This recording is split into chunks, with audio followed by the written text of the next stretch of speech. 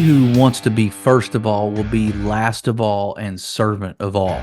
Gentlemen, you are in the right place. This is Last in Line Leadership Podcast. I am your host, John Shibley, and I just read you from Mark 9:35. That scripture is all about servant leadership, and that's what we're about here. The podcast that showcases and highlights great leaders of faith, people who have walked the journey of leadership, who have served, who have sacrificed, who have developed discipline, courage, and resilience. You've come to the right place. This is Last in Line Leadership. Hey, when do you think you and I will stop kicking the tires on more of a risk-taking life and maybe thinking outside the box a little more than we do? When do you think you and I will actually color outside the lines a little bit when it comes to what we expand our mission to, what we view our purpose as, how we utilize our gifts and reach a broader spectrum of people in the name of the kingdom of God? So I challenge you just like I challenge me, but when are you and I going to start taking some risks? Calculated risks, right? Not just for the sake of rocking a boat or coloring outside the lines to the degree that it's, can't get the toothpaste back in the tube, so you're sort of stuck dealing with a wreck that you created. Other than that, okay, I got some things here I want to talk about, and I'm going to qualify the heck out of this.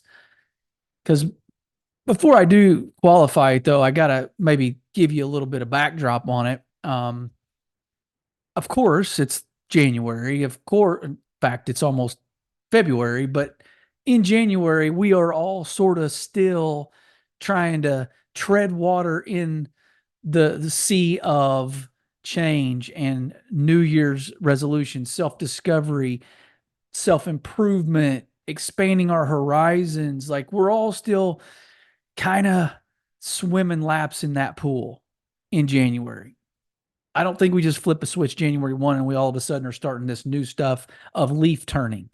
But if you're like me, it takes a process, it takes a while to kind of digest new ideas, sort of, marinate in the concept of something new, something unknown, maybe a different way of something, doing something, maybe sharpening an edge here or there. Those are all good and those are all necessary, and we're all doing those.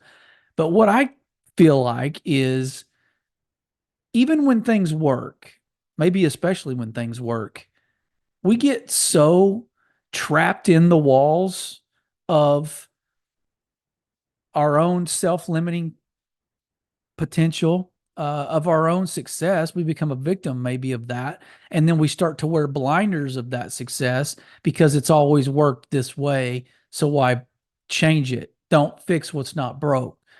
And I have lived by that my whole life. And maybe I still, to a degree, will live by that. But I feel like saying some things to you tonight that might ruffle feathers, might create a paradigm shift in a way you've always done things. It's not trying to debunk what you're doing that's working, of course, but it's maybe adding on to, maybe we're building a room onto that already existing solid house that you've been in, figuratively. So I call this outside the box, 5 ways to live beyond the list.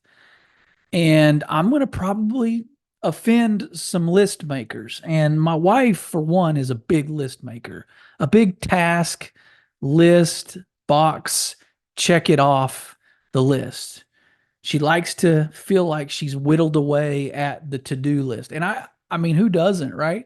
We like to be able to see visually the things we have to do, and then we like to be able to wipe them off when we're done. That's a normal thing. I'm not trying to set anybody back here in their emotional state, because my wife is one of the biggest list makers and she absolutely takes care of her lists. But I'm not so much a list. Like I have it in my mind. I'm not so much a write down the list just for the sake of marking a line through it or checking the box next to it. So I'm going to drag you into my world today. I'm always trying to get in your skin, and I'm going to have you crawl inside my brain for a minute and kind of hear me out on this. Because I believe what's led to some of the Christian world, men specifically, to being on the sidelines comfortable, being in on the couch oblivious, good people, solid Christian people. But I believe there's an edge that they don't have or that they haven't dug into, haven't identified or explored. If that's you, then welcome to my nightmare. The water's warm. Hop in because that's me too, I think, to a degree. No, not to a degree. It has been me all the way. It has been me before. Because when I'm doing well, I feel good about it and I feel like I'm going to continue to replicate what good looks like. And hear me say, trust me, I got a list of speaking of lists, I got a list of qualifying statements I got to lay out for you so you don't just jump off a cliff or drive off the road while you're listening to this. But I'm not here to change any of that works. I'm here to add on, like I said. Um, this is a self-indictment if it's an indictment at all.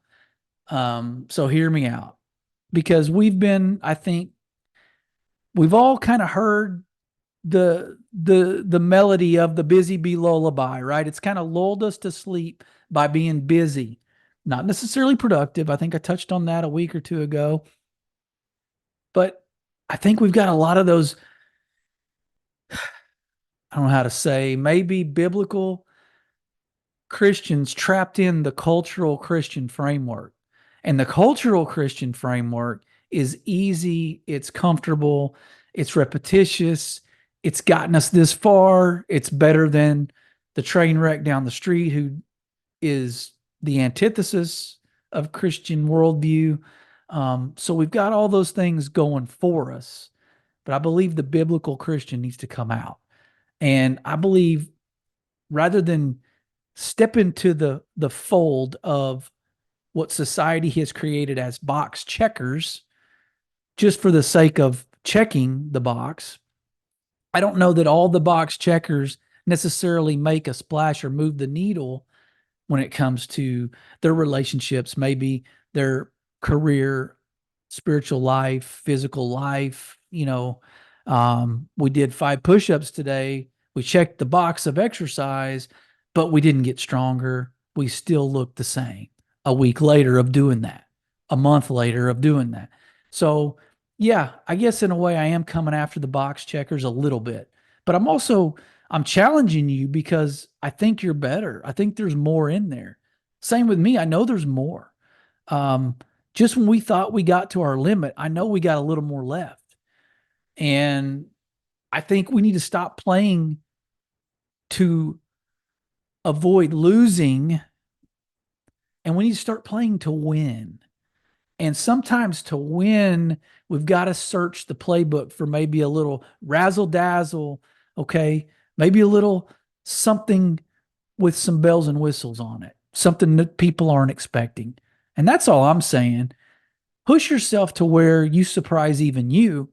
Maybe the people around you see something that they weren't expecting, but it's refreshing. Okay. I'm not saying go out and start doing stupid crap, taking risks that might sabotage your family, or sabotage your body or sabotage your overall plan, okay, of success and mission and purpose. But I'm saying maybe there's something a little extra out there for you to tap into this year. And that's my word this year is discovery. I don't know if I shared that last week, but it's relatively new. I've never really been a big this is my word guy. But that word kept coming up. Discovery, discover, like it's kind of kept coming up. So I feel like my life is going to be like a search field in your browser. I think my life's going to be more of a that little magnifying glass where you search a word or search. I think I'm going to be searching maybe to discover some new things about myself or what I can accomplish, or maybe things that I haven't tried. Okay, not saying I want to go skydiving, not saying I want to swim with the dolphins. Okay, we're not out on that ledge quite yet, but the status quo as it relates to me and as it relates to you personally, you yours is different than mine. It's all relative, but my status quo, I need to shake it up. You need to probably ruffle the feathers of your own status quo that has been kind of repetitious for years. Not saying wrong, but repetitious. Not saying repetition's bad. I always talk about doing the right reps, but that's the bare minimum now. I say that we raise the bar. I say the bare minimum now is just doing the right reps. We got so many badges of honor in the last few years of doing the right thing and being good and striving for more and endeavoring to make a difference and do well. That's good, but that's got us to this point, and now it's time to take it up a notch. Okay, it's time to flip the nitrous button and kick it in another gear. So I say we disrupt the norm a little in our own lives. Okay, I'm not saying I'm coming to your house to disrupt your norm, but I'm saying you know what yours is and you know what you're capable of. And you know what maybe you're not expecting from yourself. And I say tap into some of that. So I don't know what happened to us. Honestly, it's not bad. We're not in a bad situation. I'm not here to like revolutionize the way you think about yourself or your daily activities, but I'm here to maybe shine a little brighter light on some things that have might been in the corner, might have been in the shadows a little bit because they've been overshadowed by some of the good you're doing. That's great. But let's not forget what's over in the corner that we haven't really tapped into. I need some renegades that are out there. I need some mavericks. I need to tap into the renegade and maverick in me, I think. The risk taker. I wouldn't say I'm a real risk taker at all. I've never really been sold out to being a super evangelist, or I've been good at discipleship. I've always had a heart to get men discipled, but I think I may have kind of taken a step back from spinning my wheels for years and then not really feeling like there was a win or a gain in that department for a while. Maybe it's time to re blow the dust off of some of that old stuff. And maybe that's for you too. So I told you I was going to qualify the heck out of this, and I am. And here we go. So I'll tell you maybe what it's not that I'm saying tonight. Um, eh, because there's nothing wrong with quantifiable matrix that could be goal setting, that could be list making, okay, that could be outlined for your day, a battle plan for your month. Like that's great. I mean, the Bible says make it plain on tablets. Okay, so I get vision is important written. If that's what you do, then that's important too. Whatever gets you going. The monitoring of performance is essential. Lists and boxes keep us on task, I guess. Not that I've ever been a super hyper utilizer of those, but I can imagine for those that do, it keeps you on task. Maybe you're susceptible to a squirrel distracting you. I guess we all are. But anyway, I'm gonna say that it's this is I'm not advocating to just fly by the seat of your pants. Not advocating to just walk blindfolded and start dabbling in things that you have no idea about. We're all grown-ups here. I think it's fairly intuitive, the message I'm trying to get across. So I'm going to not qualify so much in that regard. But like I said earlier, the juice will be worth the squeeze on this because it's deeper than just risk taking. Okay. It's deeper than just coloring outside the lines, like I said. We get some of the ways that I wrote down. I just wrote down a couple things here that of the box trap actually for the box checkers that feel good about the boxes and the lists. Like I can tell you sometimes there's a false positive there to feel productive. It feels final, right? That list, once you check off all those, you can throw it away and you feel like you've closed that chapter. You got closure on that day, which if you need that, great. But that's not the end, but it feels like it. So when you finish your list at 4 o'clock and you throw it in the trash and you're done, where are you the other 6 hours? Where are you investing? And I say there's a little more left because there's more people left in your day that need you. It feels the box trap, I think, feels tangible, right? We're actually marking on something, we're crossing something off, we're striking a line through, we're highlighting it, we're erasing it from the chalkboard. It feels tangible, and it is to a degree. But I think to too many people, it feels like winning. And sure, because honestly though, the list is only as good as the person making it. So if you need 10 things to feel good about your day and you start searching for 10 things, you get five legitimate ones and then you put five on there that are pick up a piece of trash on the sidewalk and you've checked that off. Like I think it's only as good as the degree by which we want to extend our capabilities and stretch ourselves. Like I said last week, you could make 10 boxes and check them all, and I have two, and maybe I moved more mountains than you. Maybe I did move the needle a little more with my two versus your 10. So again, it can feel like winning, but it's really only set up to the degree that you want to make it challenging. Um, if you are a Rocky fan, Rocky 3, his trainer was trying to protect him. So he set up all these pushover fights. He kept retaining. He had like 13, 12, 13 title defenses. But were they real? They were kind of paper champions. They were kind of hollow victories. But it felt like winning, but it was fake. Not saying your boxes and your lists are fake. I'm just giving you a little bit of an idea of where I'm coming from and why I'm there. So let's get into it. I got 5 ways to live beyond the list. And we're going to put a kind of blanket, we're going to categorize this with a blanket statement of it'll apply to spiritual life, your relational life, your physical life, your professional life, could apply to your financial life.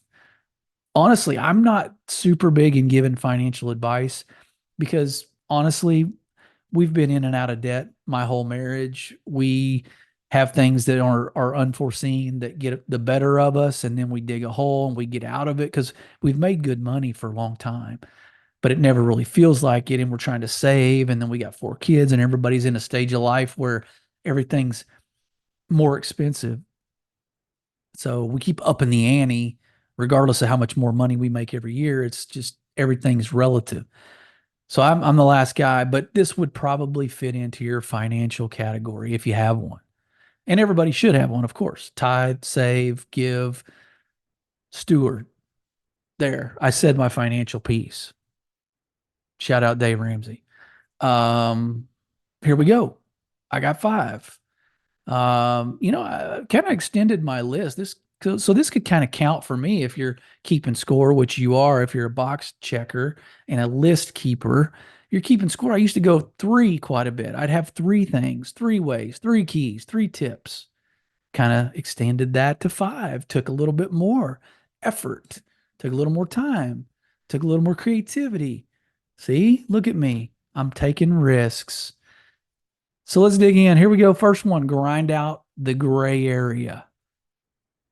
You're going to be confused already, but I had to work in some of my alliteration. I feel dry in that department lately. So grind out the gray area. So dig into that. The boxes and the lists are really objective, which are good, but they really don't give you any sort of lines to read between. There's no subjectivity, which there's value in that as well. So in checking, and I kind of talked about that a little bit, but checking the boxes and crossing off the list, does it really paint a pure picture of a thorough picture of what you did in order to check that off? Like the difference you made in somebody's life when you checked off the box or marked through the task. Um, I'll give you a silly example. Get clothes at dry cleaners. Boom, checked it off. Did I just go in, get my clothes, pay, and leave and not say a word to anybody? Or did I look at the person? Did I strike up conversation? Did I don't know, talk about Jesus? I mean, oh no, what if I did? Like, eh, that's not on the forefront of our mind so much when we're busy and we know we've got more stuff to check off the list. That's the other thing that didn't make my list about lists is we're so focused on checking off things on the list, we miss the forest for the trees and we start thinking about that next thing and we're missing the moment. So did you talk to the person at the dry cleaners? Did you ask them how their life was? God forbid, did you ask them if you could pray for anything? We don't do that near enough. I think that's going to be an area I stretch is the wait staff at restaurants, people, strangers, just what can I pray for you about? So anyway, that was a bonus. But yeah, that's the gray area I'm talking about. Lists and I mean, you've heard people say the scoreboard, the game was closer than the score reflects. So in a blowout, if a team stayed competitive but had some miscues and mishaps go against them and then they got blown out. But let's say the other team was really competitive and you don't see that on the scoreboard. Well, you don't see that on your list. You don't see the gray area sometimes. So I say dig into that. Dig into more meaning behind the list. Maybe that'll impact the way you actually make the list. But even if you go bare minimum, simple skeleton list, dig into the gray area, get between the lines, try to add some flavor, some color, some context, try to add more subjectivity in, which ultimately should have more impact. That's the first one. Grind out the gray area. When I say grind it out, I don't mean eliminate. I mean get in the grind it out by getting in it, getting your hands dirty in the gray. Okay. Second one is dive in the deep end. Dive in the deep end. Understand the unknown more than you do. We've all been conditioned to avoid it or to fear it or to ignore it. The unknown could be the greatest thing that ever came into your life, but hence the name, you'll never know. I think so. For an example, in my job coming up, like this year, so I call on a particular sector within the medical community, which is immunologists and neurologists. So brain guys, immunology guys, immune system guys. Uh, and this year, I'm going to dive into the pulmonary side of things, the lung doctors, because there's a tie between our immunology therapy and lung dysfunction and pulmonology patients. So that's not where I'm used to being. I don't know that language. I've never called on them, but I believe there's money to be made. There's patients to impact there. So that's an unknown. And I'm going to have to just rely on just hopefully relationship building skills, rapport building, discovery questions, right line of questioning, and just to build and earn trust in order to maybe see where that takes me. But that's the deep end for me in my job right now. But it's unknown, so I got to start to understand it. But in order to understand it, I got to get close to it, and I got to dip my toe in the water, right? And then I can dive in the deep end. But you've got to extend that sphere, okay? If you've always been arm's length with the sphere and you've got that close knit group, it's time to expand it. It's time to enhance our reach and expand our reach. And to do that, it takes some awkward interactions, maybe with people you don't know. It takes some hard conversations, maybe because you're dipping your toe in that water again that you weren't accustomed to or weren't comfortable with. And you never know where that can lead because God creates divine appointments in our life, but we've got to take a step and we've got to initiate, engage those people we may ordinarily not engage with. That's a deep end for some. Because if you're like me, you like those relationships that are comfortable, that don't take as much work. You like because you lately don't feel like you trust people a whole lot. Don't feel like you can really count on people. So why would I want to invest in a new person and start that process all over again? Well, you never know. Your best friend could be waiting on the other side of that. And our friends change, right? The high school guy shouldn't be your best friend still, even though I have my best friend in life is a guy I grew up with. But aside from that, the group of guys you used to run around with and drink beer with in college probably shouldn't be your friend group so much at 50 with grown children. So that's my 2 cents. That's my parenting advice. So yeah, that's number two, dive in the deep end. Number three, it's time we nail a new normal. It's time we just get knee deep in a new normal. Even if the old normal became monotonous and mundane, but it was still comfortable and it was still good and we were still successful and we had good outcomes and we felt good about ourselves and we were doing some good, right?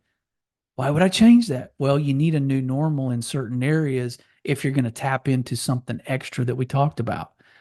Nail that new normal, but in order to nail it, you got to actually add to the routine. You got to actually throw a curveball or a kink in your normal routine. Obviously, it's got to be something beneficial, something healthy, uh, something refreshing that'll be good for your spirit, good for your body, good for your soul, your mind, whatever that is. Maybe it's reading, okay, beyond just your daily devotional app. Self guilt, raise my hand. That's me.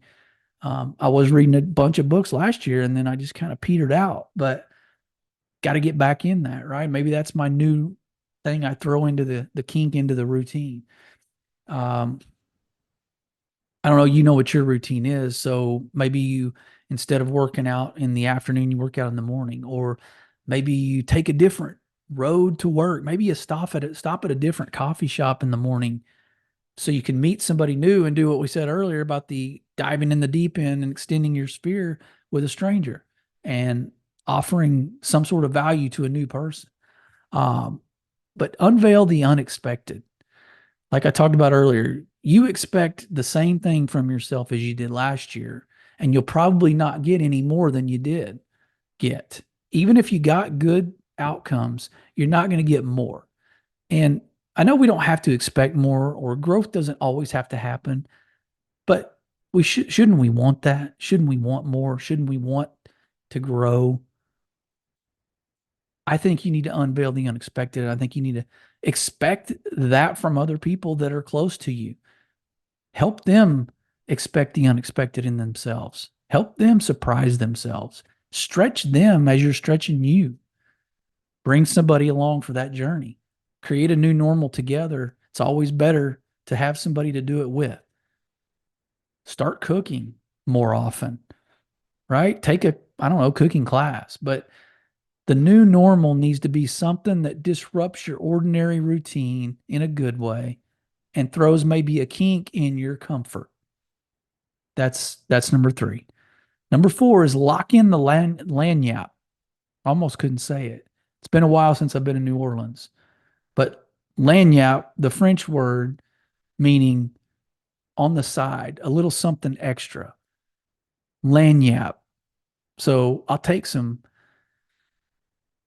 steak, but then the lagniappe is my rice and red beans and rice, right? Or whatever, just fill in the blank. Your side, okay? Lock in the lagniappe and add something. Implement a plus one in your life. So whatever that list is, add a couple things to it going forward. If you're locked into lists, which I'm not trying to eliminate your list, add more to it. If you're used to 10 items every day or less, go more. If you got 10, think of another thing to add, then not just for the sake of adding it. Like I said, when I was talking about grinding out the gray, add something worthwhile of value that may stretch you, that may, disrupt your comfort. Add a side hustle, add a hobby. I don't know what my new hobby this year might be, but maybe I want to shoot more guns this year. I didn't do a whole lot of that. Um, not super into the whole cold plunge thing and cold therapy, that kind of, I'm not really into all that. I know it's beneficial, but try something that's on the side. of what you currently do. And I know that goes a little bit with the new normal, adding to your routine, but implement a plus one, whether a plus one is a new connection with a friend of your with a friend that maybe you were an acquaintance, maybe you dig deeper in that relationship. Maybe your plus one is asking your boss at work for maybe a little more responsibility. Maybe your plus one is scheduling a date night with your wife every week or maybe a month, depending on your kid's schedule. Uh, Maybe your plus one is as simple as just brewing her coffee in the morning. That sounds small, but if you hadn't been doing it, it's going to be huge to her. And of course, the common answer and the obvious answer is add a side hustle that maybe brings in a little revenue.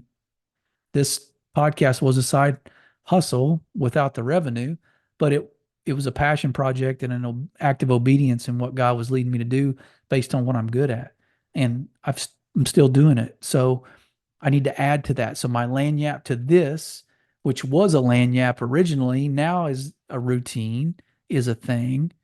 It's just part of my lifestyle. Maybe my lagniappe to this is, I don't know, fill in the blank. It's adding to the podcast. Maybe it's trying to monetize it. Maybe it's doing a different segment during the week with a guest. Maybe I have a steady person every week and we talk about a scripture. I don't know. But something, lagniappe is something extra that maybe looks like it might not belong, but really and truly adds flavor and color to the original main course. That's 4, guys. Lock in the lagniappe. Number 5, recalibrate your reps.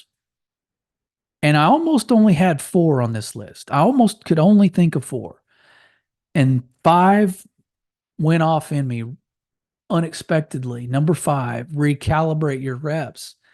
And when I was talking earlier about how we get into the same monotony, right, and mundaneness of the right rep, even though they're right, they're reps and they're steady, and those are good. You got to keep those. I'm not saying get rid of those, but recalibrate those. Maybe you've been doing the same thing over and over just because that's what you've always done, and it hasn't really caused an issue negatively, so you hadn't eliminated it or you haven't refined it. No different than a workplace. You come into a place and you ask, why do we do it this way? And you're like, well, that's just what we've always done. Well, have you ever thought of this? And then all of a sudden there's a new policy or procedure or process that adds efficiency and enhances the supply chain or the SOP of the company. So recalibrate. That's just all I mean is just look at them. Look at your reps. Kind of analyze.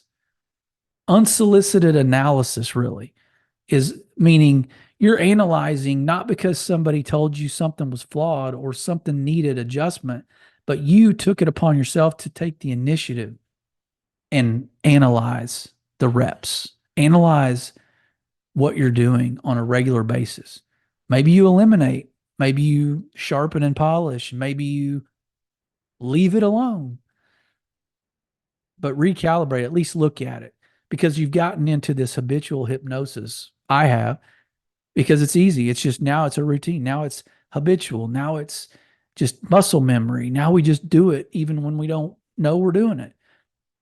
If you drive the same way to work every day, sometimes you look back and go, wow, what did I just see? I didn't even remember the drive here. I could have seen a dead dog on the side of the road and never would have known. Like I'm just driving like a zombie right to work. Same way, same speed, same thing every day. Habitual hypnosis. We can get hypnotized by our habits, as good as they may be. I'm just saying, look at them. Maybe you can carve out more margin in your day because you're doing 2 or 3 tasks that really didn't need to be done, but you never looked at it. It's just what you've always done. Maybe you pull them out and then all of a sudden you got an hour out of your day free for something more valuable. Or maybe you're doing it perfectly and maybe you don't touch the list or touch the routine. Maybe you don't mess with the reps. I don't know. Maybe you add more weight to the reps and push yourself to another level. Again, this could all apply to spiritual, relational, physical, professional, financial, guys. This is all translatable, okay, to any part of your life. So, I mean, I wish you well on this endeavor. I am, again, not here to eliminate your list or cause any uh, waves in your list making life and box checking existence.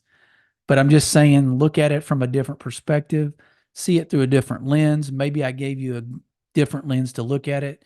But again, to recap, look, I know it always feels productive. We always feel it's tangible. We feel like we're winning when we make lists and we cross them off and we check boxes. Nothing wrong with it. But 5 ways to live beyond the list. Okay. Number one, grind out the gray area. Number two, dive in the deep end.